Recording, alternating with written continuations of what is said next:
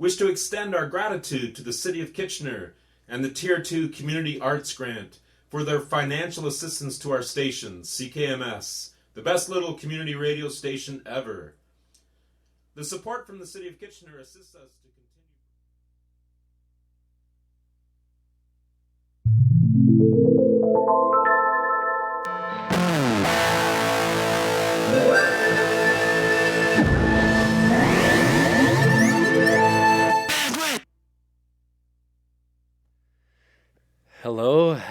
Hello, and welcome to a very special episode of Bandwidth. My name is Charlie, and I'm here with Bastian. And we're bringing you more of a informative, dare I say, analytical show tonight. Historical, I should say. So we're very excited to do that. For everyone listening out there, hope you're sitting back. Shout out to the Jam Network Bandwidth listening party, of course. And shout out to Lee Gregory, a very special patron of the show, and many others. Bastian, is there anyone that you want to shout out before we start? We're just joining the room today with the two Wills and my buddy Coda. What's good? Who I'm going to interview in a couple weeks. Hey, Coda. So look out for that. I think it'll be November 13th. Yes. And of course, Lee Gregory. Shout out to Lee Gregory. We can't thank him enough. And, of course, Jam Network, just a little more of a preface, Jam Network is heading towards a very important time in our semester. On November 16th, we're hosting a Battle of the Bands event. And, of course, when we say Battle of the Bands, it sounds very grand, and it is because it is very grand. And for that event, we're doing some auditions. And so the audition video for that event will be due on October 26th. So make sure you tune into that and get your video submitted. We're very excited. And, of course, there is a big cash prize for the winner of that event. And then also our Jamboree auditions are coming up on November 4th and 5th. So get a group together and come out to in-person or video auditions for that. So yeah, lots of things happening with Jam Network always. There's also a Engineering Society event this Friday. There's like a talent show that they're putting on. Then it'll be at Wilf's on the Laurier campus. I should say technically we're putting it on. Oh, wait, actually? Okay, it's their event, but it is indeed our equipment that they're using. And we're going to be running. No, it's a great partnership with NSOC. And I'm excited. And if you're out there, you want to sign up, sign-ups are still open, and we'll be at the very nice student pub on Laurier campus. And, of course, we don't have anything of the sort at Not Waterloo. Anymore, no. And we could get sad about that, or we could ask, how can we create another one? How can we create one better? And this is the sort of theme that I want to go off of today. So today I want to look at some history. I want to look at Waterloo, and I want to ask, what kind of musicians have been through these parts? What kind of music has been played, and where are we today with the music scene in Waterloo?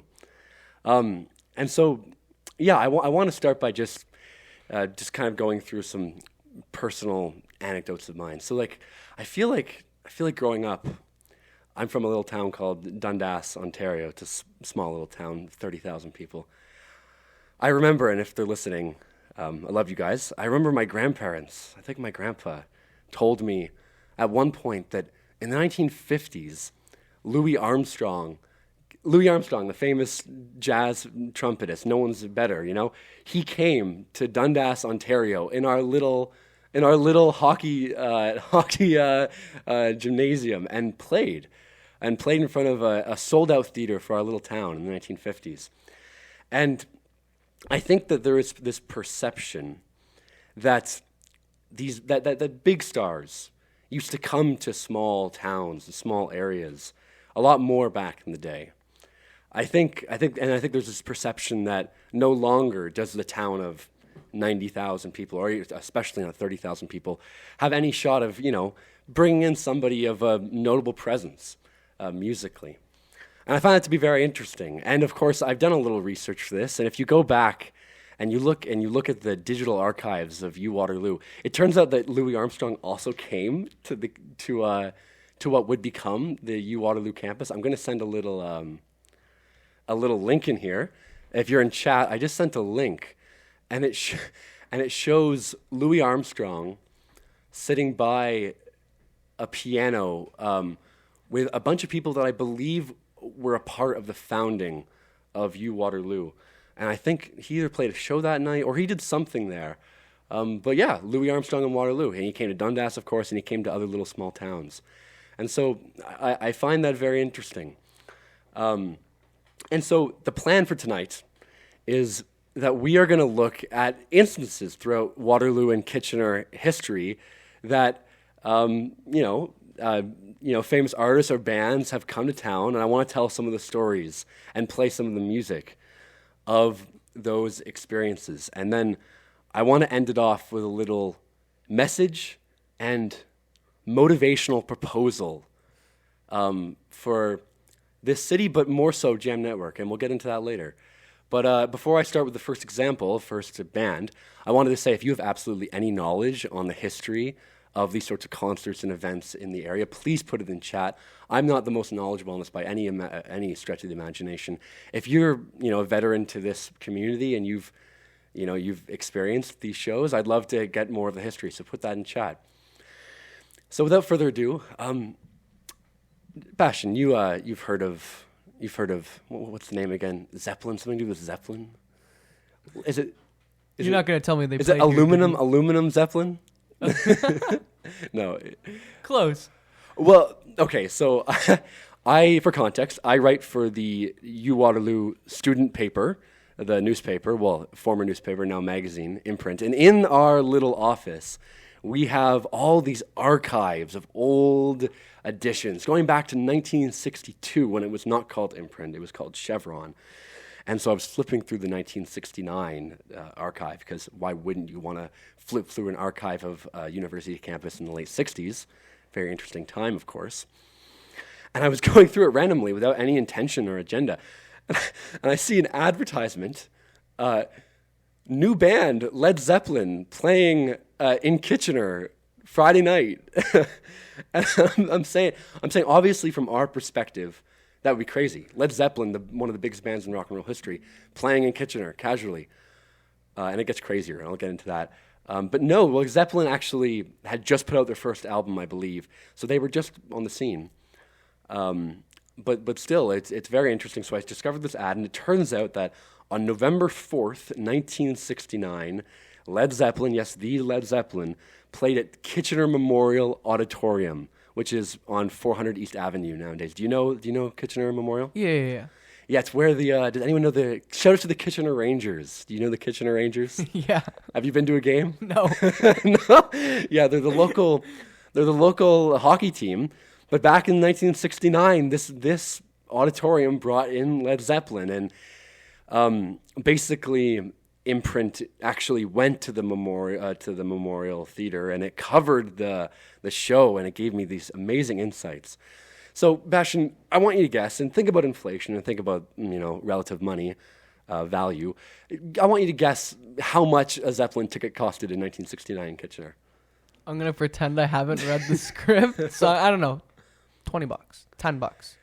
So, the advertisement for UW Imprint prefaced that these were expensive tickets, and maybe too expensive, at an absurd. Also, their first tour. At an absurd price of $4. No. Sorry, I should say it was $5 to the general public, but U Waterloo was doing a deal for students, and so it was the crazy price of $4 to get in. And so students could go watch a Led Zeppelin concert for $4, which I believe is around $30 or $40 of today's money. I believe. Please, if my dad listening, please correct my numbers there. But $30 for a local Zeppelin concert. You don't have to go to Toronto. You don't have to go to New York. It's right in Kitchener, and it costed $4. And so, of course, I couldn't help myself. I looked into this, and I ended up finding this really cool website which details the history of every single Led Zeppelin concert in the history of Led Zeppelin. And I'll put that in chat. It's very cool. Where else did they play in Ontario, that tour? That tour was just in Toronto. So they went Kitchener to Toronto and then back to the States. That was it for Canada? That was it. That was it for Canada. Oh, I think they were on the West Coast, and then they went down to the American Midwest, and then I think they went to Ontario, which is a usual band routine, I believe. So I just posted a link, and this details every single concert in Zeppelin history chronologically. Very interesting.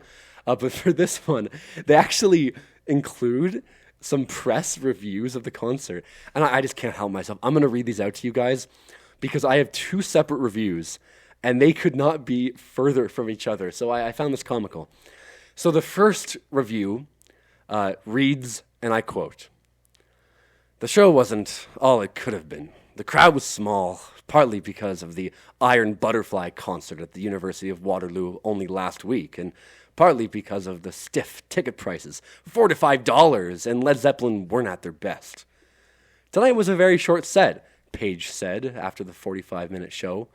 "I didn't do my set because of the amplifier blowing, and the drummer didn't do his set because he wasn't feeling well." Plant admitted that his voice was giving him problems too. Usually the group plays twice as long. But the audience overlooked the show's obvious faults and demanded more music when the group left the stage. They ran back, Plant tugging his t-shirt on again, and gave one number, the strongest song of the evening. "They were a very good audience. I mean, they were really with it at the end. You could see that," Page said. Jimmy Page is Led Zeppelin. He's not just a part of the group, along with the 3 other members, singer Robert Plant, drummer John Bonham, and bass guitarist John Paul Jones. He's it. He's the whole sound. So that was the first review. And of course, we get the claim that they weren't at their best and that the $4 to $5 ticket prices were absurd, which I find interesting. And so now we get the second review, and the review is titled, "Led Zeppelin, Best Rock Group Ever." "When Led Zeppelin hit the stage of the Kitchener Auditorium Tuesday night, everyone present realized at once that this was not going to be just another concert. They were right. Before the evening was over, they had experienced and lived the Led Zeppelin group. Ludicrous insanity, I could best describe their performance. Jimmy Page was running, jumping, straining, getting unbelievable sounds and noises on his guitar. From old blues riffs to distortion of feedback, it all came off with finesse and wild beauty. The lead singer, Robert Plant, is the ultimate extension of the school of lead singers started by Rolling Stones' Mick Jagger, including Jim Morrison and Iggy Stone. Plant's incredible voice range, which goes from gutsy blues to high screams, puts James Brown to shame." So I just wanted to give a comparison there. And isn't it funny how wildly experiences can differ from one person to another? Yeah, I think the first guy's just a Zeppelin hater. He's a hater. There's a lot of Zeppelin haters, which fair enough. They had some copyright issues. They had some, they weren't a perfect group, but they played some good rock and roll, I would say. And so I find that funny. And what I found especially funny is, take this in. So Iron Butterfly, and the guy behind me knows a little bit about Iron Butterfly, but they were a band, I believe, that was pretty big in the late 60s, but I bet you, out of the people listening right now, probably only 1 or 2 know who Iron Butterfly was. The press release stated that, we don't think many people are gonna attend Zeppelin because Iron Butterfly is playing at Waterloo campus. So I found that pretty interesting. And so another thing to note is the following week as well, Johnny Winter, a famous blues musician, played on November 6th on Waterloo campus. And so we're talking about a week, in the same week in Waterloo, that had Iron Butterfly, maybe you know them, Led Zeppelin, and Johnny Winter. And additionally, we had a band called Copper Penny, and the Copper Penny group was a local band to Kitchener, but apparently they were pretty famous among the sort of rock and roll milieu of the late 1960s, so much so that Zeppelin knew them well. Like, Jimmy Page was friends with a couple other guys. And in fact, Copper Penny convinced Zeppelin to come to Kitchener. It wasn't like they just said, "Oh, wow, what a big market, what a big opportunity in Kitchener." No, Copper Penny asked them, and they came.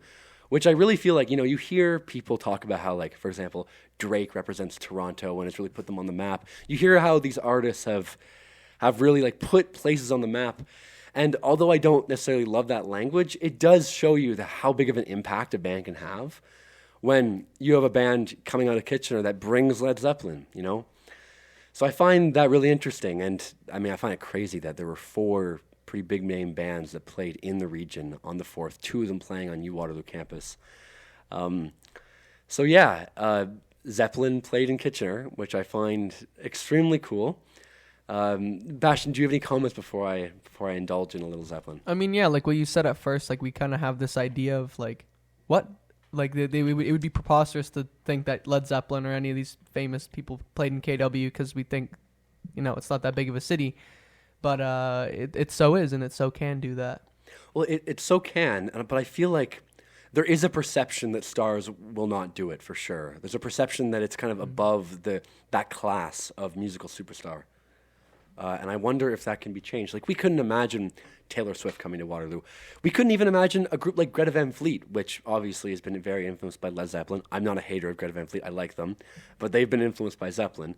Even a group like that, we couldn't see them coming to Waterloo. I couldn't see them coming to Waterloo. I'd love to try to get them, but yeah, so I totally agree. I think we need to change our mindset. I think there's pessimism on that front. And Yeah, we're it's gonna get definitely into that. pessimistic.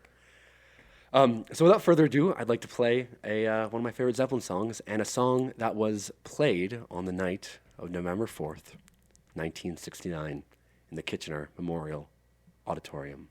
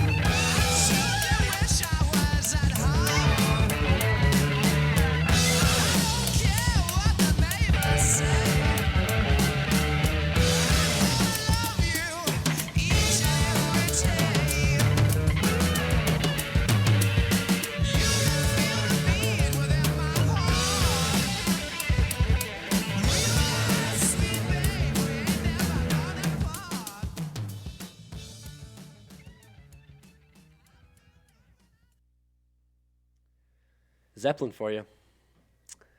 And that was them. You can hear them playing in Kitchener, can't you?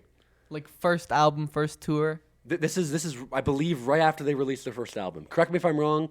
If anyone knows when in 1969 Zeppelin 1 was released, please let me know. I'd like to know that. But I'm pretty sure this was their first tour after their big album. But yeah, could you imagine just like kind of, take a quick stroll to Kitchener, seeing the group. Unbelievable. For $4. For $4, yeah. So, do you have any more comments on Zeppelin? No, I know I'm good. So let's take a stroll past the very active and tumultuous years of the late 60s and early 70s, and let's fast forward to 1973. And trust me, by no means do I want to do this, but for the interest of time, we are. For context, many, many, many bands played between 69 and 73. It's actually incredible. Like, you go through the imprint records, and it seems like every week there's like a new band that you recognize that played. It's really unbelievable. And I've actually had the pleasure of talking to someone who I believe just had their 80th birthday, who I know through the Faculty of History or the Department of History, who actually told me about him like watching a live concert beside Dana Porter Library. Yeah, that would have been something. But we're fast forwarding to 1973, and specifically November 18th, and we're getting a guy who. To call him a legend, I mean, he obviously is a legend, but he's a legend in a certain way. And this is the figure of Frank Zappa. And I know some of you guys know Frank Zappa, including Mr. Uncle Andrew. And so, yes, Frank Zappa and his band Mother of Invention came to the Pack Gymnasium. Yes, the Pack. No way. Yep, the Pack Gymnasium in UW. I'm not kidding. Could you imagine? I don't believe it. Stage and all, yeah. He's up there. He's playing for UW students right on campus, and this is when UW campus was like a fourth of the size of it is now. It's a tiny campus. Pack is one of probably like 10 buildings, and Zeppelin comes in here and he's playing with his band, the Mother of Invention. And again, I'm taking a lot of this info about the night from an imprint review, and 20-somethings-year-old talking about rock music can be pretty biased about things that they like and they don't like. And so, for example, the opener for Zappa's group that night was the bluesman Tom Waits. Are you familiar with Tom Waits? Yeah. Can you believe it? There's no way. There's no way. Like, Tom Waits, a pretty respected and famous blues artist in his own right, came to Waterloo campus and opened for Frank Zappa.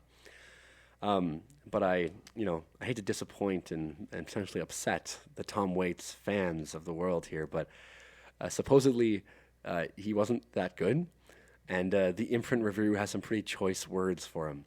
So we get the impression that he attempted to be a folk singer that night when previously he was a rock and roll artist. This is Tom Waits, and the imprint review said that his attempts were very perverse and sort of nonsensical. So much so that apparently after a few songs that he played of his attempt to be a folk artist, the audience threw tomatoes at him. And so, so imagine Tom Waits playing, you Waterloo students are throwing tomatoes at him. And after he kind of got tired of this and a little fed up, he decided to dedicate a song, let's say, to cursing Waterloo. I can't say the word that he said, but is that the name of the song too? Yeah. He dedicated a song to blanking Waterloo. What's the name? Do you know the name of the song? I don't know the name. I don't think there was a song. Basically the imprint reviewer just said that he announced that he dedicated the next song to. It's not like he wrote a song later on and dedicated it. He did something very sexually inappropriate to Waterloo, which I'm sure the Mennonites didn't like very much. But anyway, Tom Waits. I mean, if you don't want that, maybe don't bring in Zappa and Waits. But anyway, so Waits opened for them, and 3,000 people showed up at Pack. Can you imagine 3,000 people in Pack? I mean, I go to these sports games, and look. I watched a women's basketball game, and they were a great team. And they should get a lot of support. They had a couple players that were unbelievable and could go to the WNBA potentially, at least in my opinion. And they have 150 people there, 200 people there. Yeah. And these are the biggest things that happen to Pack, I think. Maybe convocation and orientation stuff bigger. But still, like, try to picture 3,000 people at Pack. Unfortunately, I can't. I want to. But yeah, when Zeppelin, and again, this is a smaller campus. We're talking, I believe, the population of U Waterloo was probably 7,000, probably 8. Yeah, Waterloo's not that old. Exactly. In 1973, the student population was probably 7,000, around there, and 3,000 people showed up to this Zappa concert. And so the imprint reviewer said that, and I quote, Zappa had tight, absurd lyrics, which, whatever that means. And when you go to the Waterloo database, again, I'll post this in chat. We see that the database labels Zappa's picture as graphic material. Tell me if that link works. But yeah, it was labeled as graphic material, which fair enough. Fair enough. Zappa wasn't necessarily the cleanest. There's a reason why he argued in the American court for free speech in music. He wasn't necessarily putting out the most child-appropriate things, but I digress. So anyway, on this concert, there's actually a full, entire recording of this concert at PAC in 1973 on YouTube. It's phenomenal. It's really, really cool. And I am failing to see it right now. I'll post it in a couple minutes, but essentially it's this hour-long recording, and it has him talking, and there's a lot of comedic elements to it, and it's really cool. And you can hear the students cheering and everything, and it's really entertaining. Like, Bastian, could you picture yourself at this event? I wish I could. Like, when was the last time we had something like that?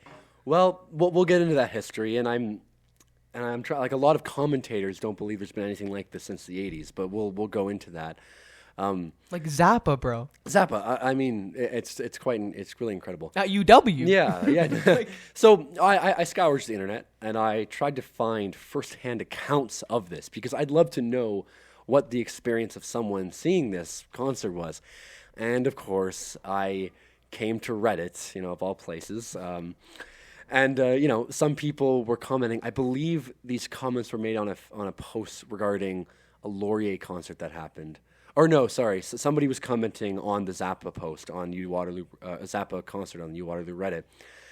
And so, yeah, we get some accounts from commenter ValueApe888 says, "Thanks for making this a great night." We got another commentator. We got commenter. Okay, I can't say this commentator's name because, again, not show appropriate. But commenter blank says, "I was 11 years old and I lived less than 2 miles away from this particular performance. Now I'm bummed that I missed the concert. I had inside contacts and could have been there. Thanks for posting this amazing video." Oh, actually, sorry. These comments are on YouTube, the YouTube video of the Zappa post, the Zappa concert.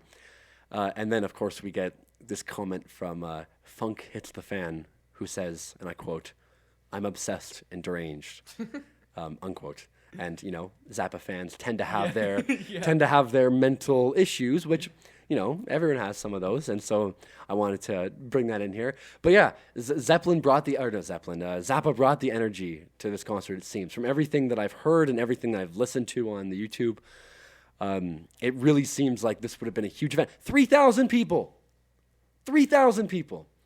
and so yeah, we're gonna listen to some Zappa. It's going to be from a song that he played at U Waterloo. So without further ado, Bastian, do you have any more comments on this? Dude, just imagine seeing Zappa play here, man. Like in PAC. Like we know that place. Could you imagine a Jam Network listening party in PAC listening to Zappa live? Like, we have a great bandwidth listening party, and to all those listening right now, I love you guys. But yeah, obviously, that's amazing. So without further ado, I'm going to play "I'm the Slime" by Frank Zappa.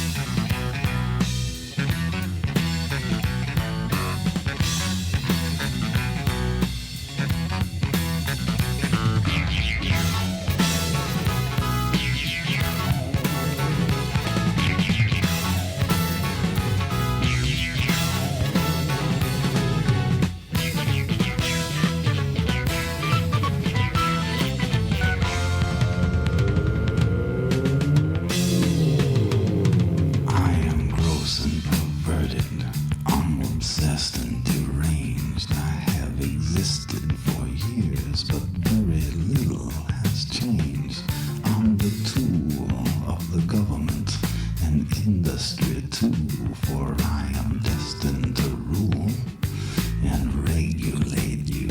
I may be vile and pernicious, but you can't look away. I make you think I'm delicious with the stuff that I say. I'm the best you can get. Have you guessed me yet? I'm the slime oozing out from your TV set. You will obey me while I lead you and eat the garbage that I feed you until the day that we don't need you. Don't go for help, no one will heed you. Your mind is totally controlled. It has been stuffed into my mold, and you will do as you are told until the rights to you are sold.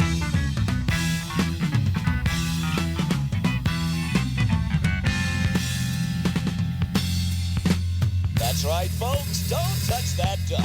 Well, I am the slime from the video, oozing along on the living room floor. I am the slime from the video. Can't stop the slime, people look at me go. I am the slime from the video, oozing along on the living room floor. I am the slime from the video. Can't stop the slime, people look at me go.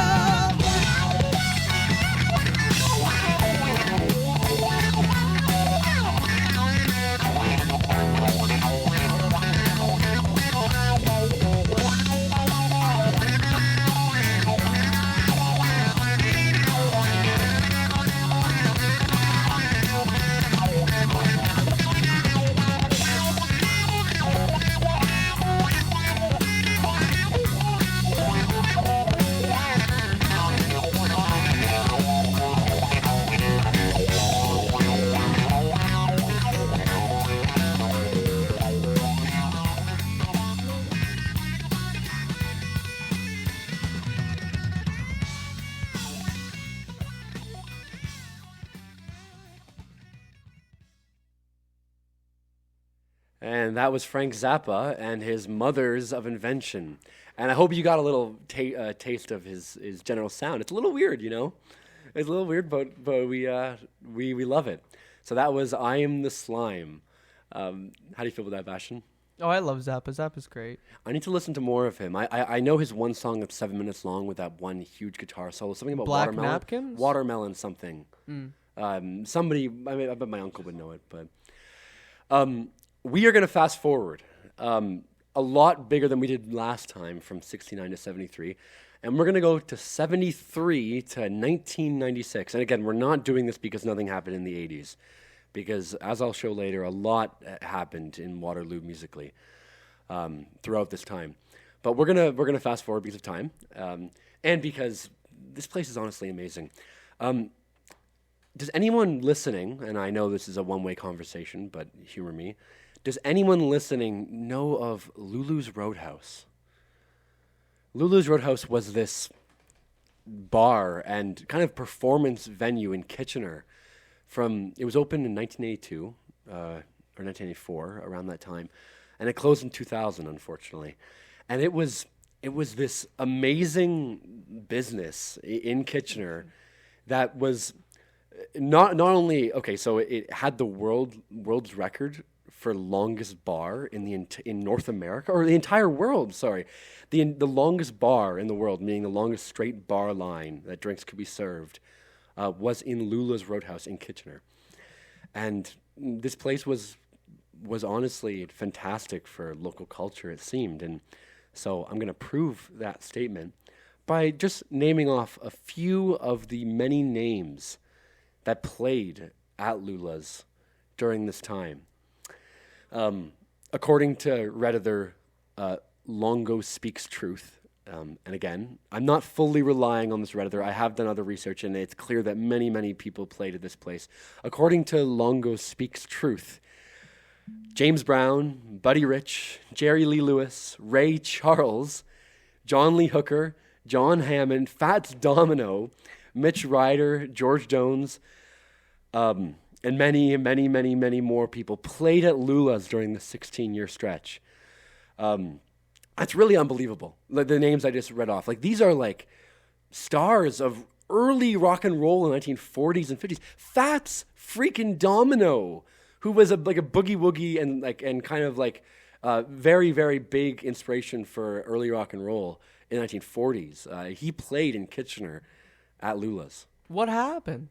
Well, I'll go into that, but apparently in 2000 there was some financial difficulties, and this is what happens. And I want to do a field trip with Jam Network. I want to do a field trip to what it is today and just like imagine what it was. That'd be really cool. But apparently today it's this empty building or something like that. But please correct me for all of those in the audience that know, and especially if you've been around the area, you're going to know about Lula's, I'm sure.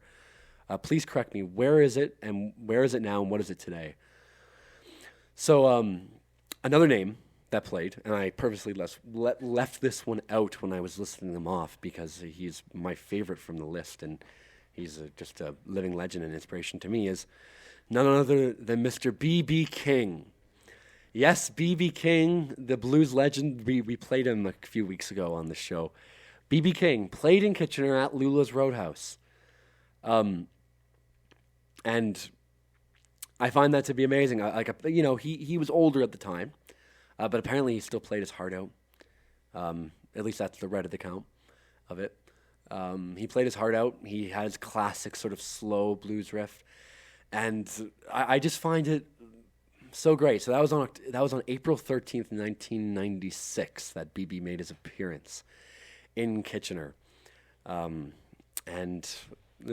that's pretty cool.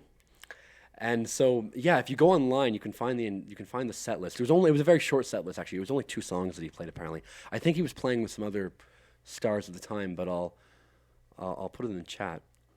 You can find it there. So B.B. King, live 1996 in Kitchener. And I'd like to play one of his songs that he played that night. And so, Bastian, how do you feel about all this? Again, 1996. So we're closer to the present now. Yeah, but still, it's BB King, bro. Like, also, I'm looking at Lula's Roadhouse, and it looks like it's just empty still. Oh, you're looking at a picture of it now? Yeah, like I'm looking at a picture on Google Maps here, and it looks just empty. Man. Right beside the Nike store. Man, is this even radical? I feel like empty spaces should... It'd be great if empty spaces could be used for concert venues, man. Like, I don't want to say this publicly, but a certain real estate company has declined Jam Network's attempt at renting out empty spaces for a night, and it made me really sad, you know? It'd be nice to be able to play in an empty space, but I digress. Yeah.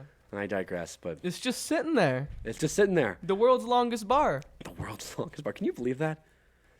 No. No, I can't either. But without further ado, this is Let the Good Times Roll by B.B. King, played in 1996.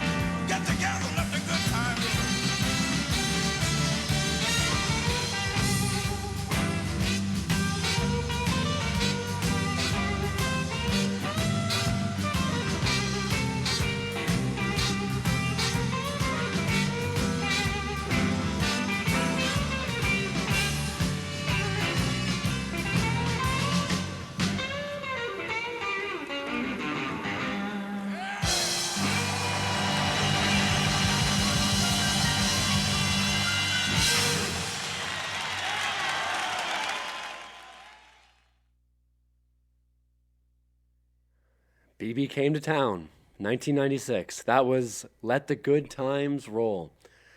And yeah, he and many others came to Lulu's, and it is no longer. And so that was the 90s. And now we're going to fast forward into an era that most of us remember. I know some, first years now are born in 2005. So 2013 is not even necessarily a living memory. I hate to call out 2005s. But so I want to fast forward to 2013 now because it's a time that is more recent.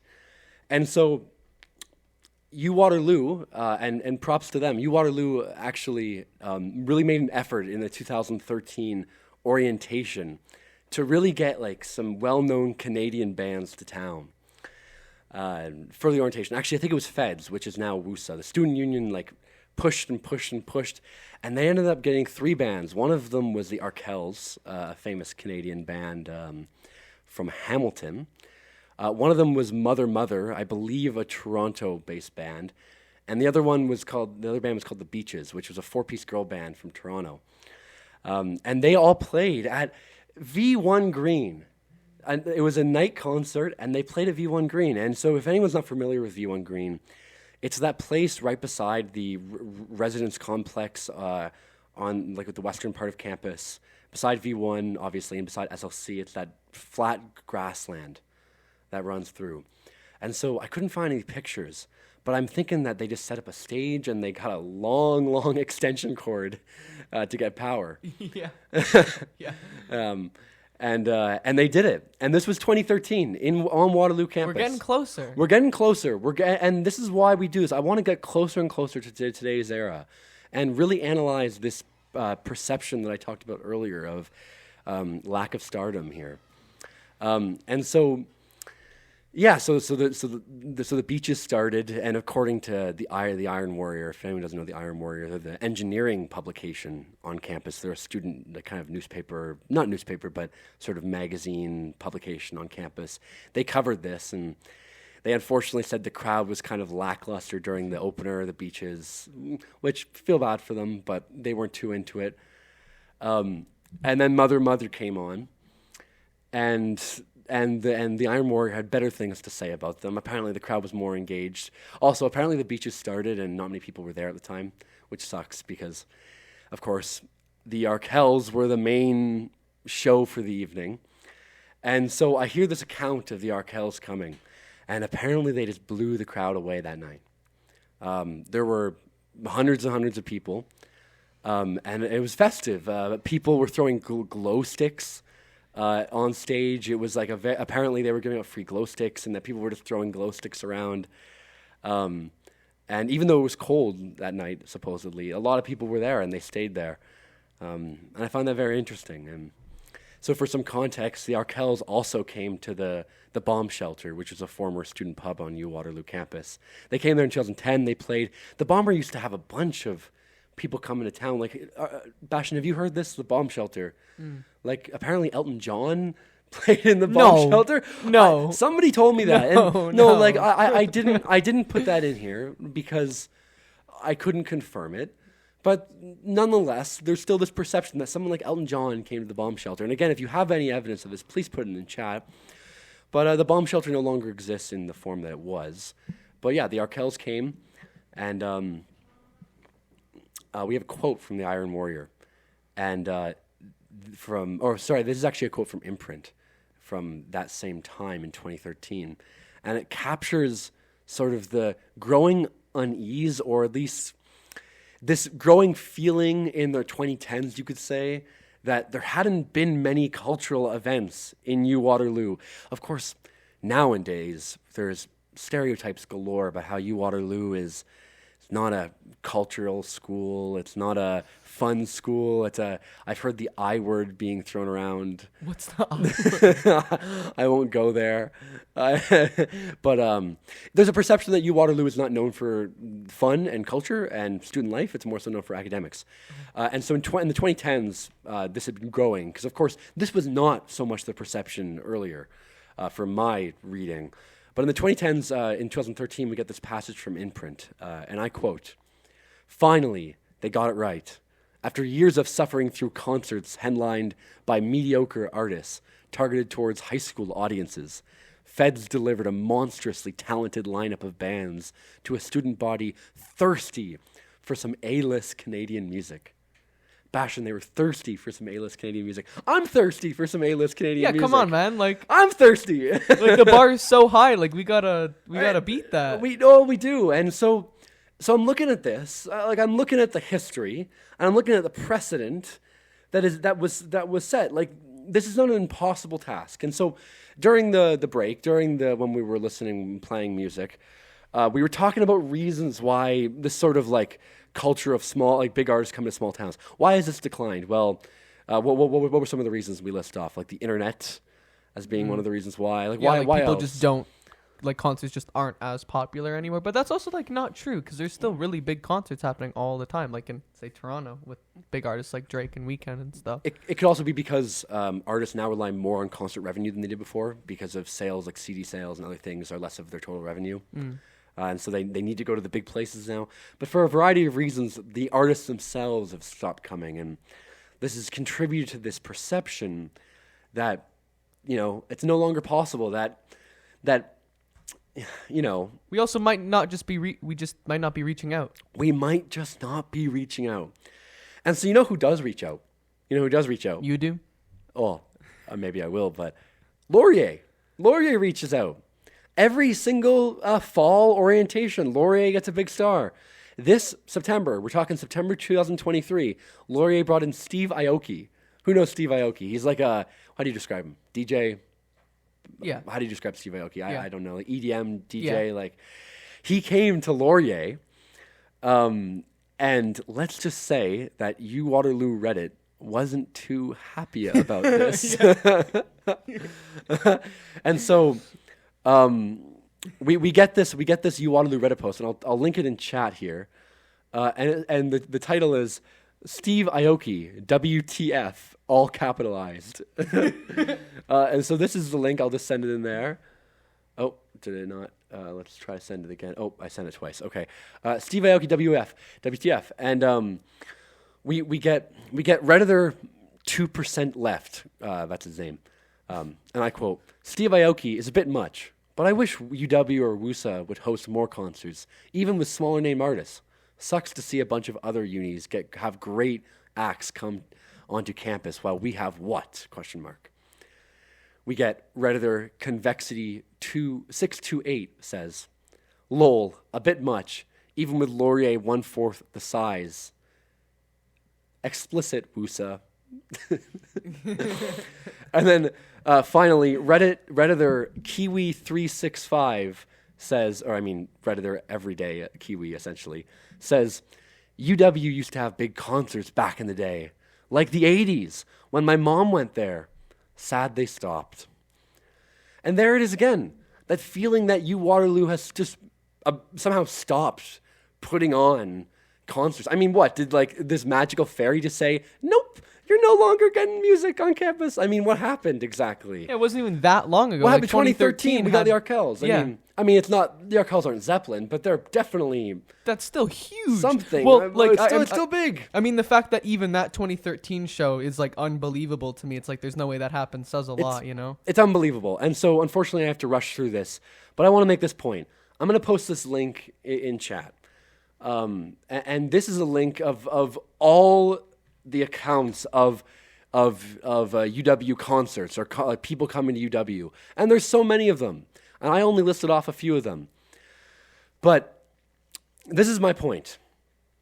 Why did this happen? Okay, we get the structural reasons. Okay, big stars need revenue and they don't think that small towns can get it anymore. Fine.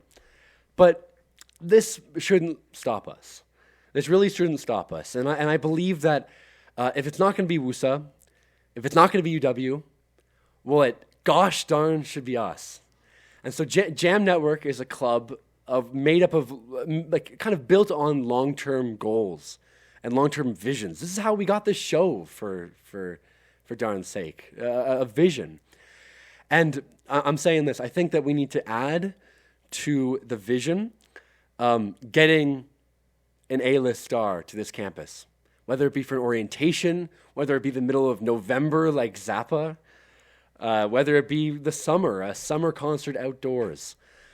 Jam Network's goal, and I'll declare this because I'm sure that others will come with me. Jam Network's goal should be to bring back some of this life. And again, I'm all in favor of having concerts with local bands, and we've had that, and we should continue to have that. But also, it's very important to to have these big artists because, of course, people really come out to them. Mm-hmm. And then you get a whole student body coming together for these type of shows. So I'm declaring that this is added to one of Jam Network's goals. And again, we'll talk to WUSA, we'll talk to university, but gosh darn it, and I don't want to use an explicit there. Gosh darn it, we're bringing to town a star, baby. We're bringing to town a star, Bastian. We're doing You're reviving it. You got to do it. We're doing this, and this is why I bring up this history. We're bringing up this history because it's possible. And okay, yeah, we're not going to get $4 tickets to Led Zeppelin. I'm not saying that, but okay, we're going to try to make them pretty cheap. We're not going to charge excessive rates, and this will take money. But I think we should start thinking about who we should reach out to, especially if they're coming to like Hamilton, a place like Hamilton nearby, or Toronto. We should talk to them about making Waterloo a stop. And so this is why I bring up all this history, because we need to remember that, yes, Waterloo has an engineering focus, and engineers, are busy, but it doesn't mean that we shouldn't also try to, be a patron of the arts. And I don't want to make it sound like Waterloo doesn't have arts. Of course, the institution of Conrad Grebel consistently has amazing concerts full of amazing and world-renowned performers and composers. And so I think I respect that a lot. But we're more so talking about a different, how do I say this politely? A different genre of music, a genre of music that will bring different kinds of students to it. And of course, have it at somewhere like PAC and bring in 3,000 people like Zappa had. So for Sebastian, do you agree with me? I mean, yeah, if you have a big enough event, you are going to get these people to go. I think so. But do you see my vision here? Yeah, of course, yeah. And I think agree. Like at first, that there's pessimism, but like in order to maybe revive something like that, you need to be hopeful about it, and like do what you said is actually make it a goal to get like an A-list or some more popular artist to come to the school. Yeah. No, hey, we're reopen the bomb shelter too. Yeah, no. While you're at it, a downward trajectory in the history of Waterloo concerts is not inevitable, and though some Redditors may feel it has been that way, it is not set in stone that it will continue. And Jam Network will make it its goal to revive this purpose. And so, before we leave, I want to play a rising star of Jam Network, and someone that I really loved talking to and learning from in his workshops. I want to play one song from a student musician before we go. Just to, I like him and I like his music. So, without further ado, we are going to play. We're going to play "Better Notice" by Allner and his co-producer, who I'm going to get the name of after the song plays. You can find them all on all streaming services, and you can contact him at ALNOORDLE on Instagram, and I'll post that in chat. So this is "Better Notice" by Allner.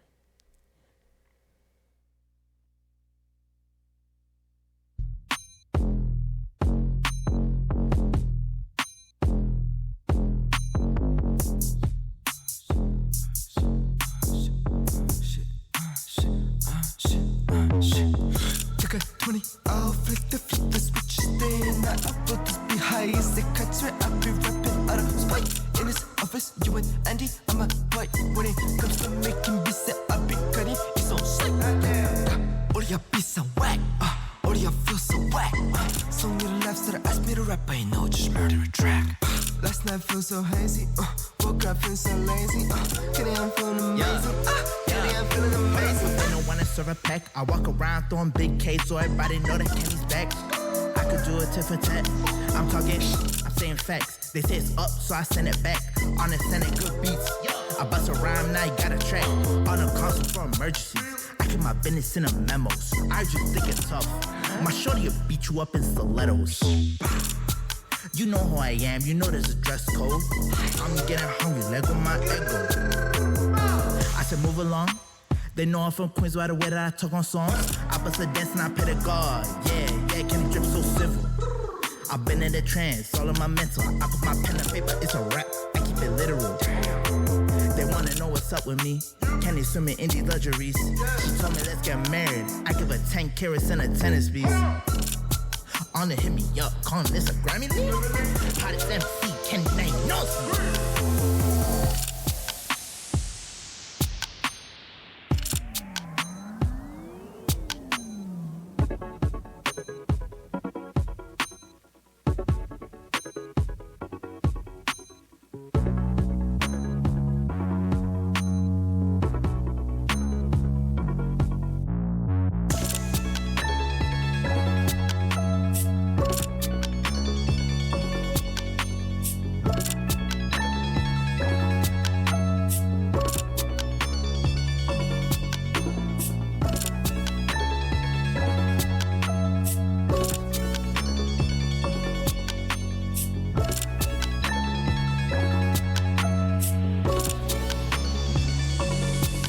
Yeah. Tell me you want it, tell me you need it, tell me you love me and that I believe it. Tell me the truth, say how you feel. Hey, don't you remember the things that we did? I can't keep playing these games. Love is dangerous to flames. Yeah. Funny how a single message can fuck up entire days. This ain't my desired place. It was up to me, I'd hold your hand, go to a higher place. It was up to me, I'm staring deep into your tired gaze. It was up to me, you pack your stuff and then we'll fly away. Yeah. Come with me, I'll take you by the place. It's a day, baby, any time of day. We can do anything you want in my private bay. Just don't post me on the gram, I can see the snakes. Get 'em on my mentions. We stay up all night, just me, you sipping Texas. I'm giving my heart right now, let me be your investment. When you come to my mind, I might get a little reckless. In the car, you're impressive. When I'm with you,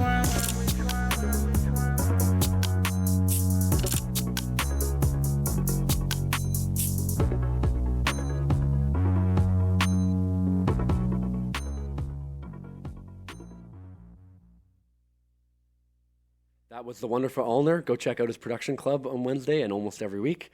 And this has been the show, everyone. We've had a lot of fun talking to you, and I hope that you got my message today. We're bringing back the music. Shout out to Lee Gregory. Submit your music. Links on the Instagram, or you can email it to us, jamnetworkuw@gmail.com. Tune in next week, and see you then. Goodbye, everyone.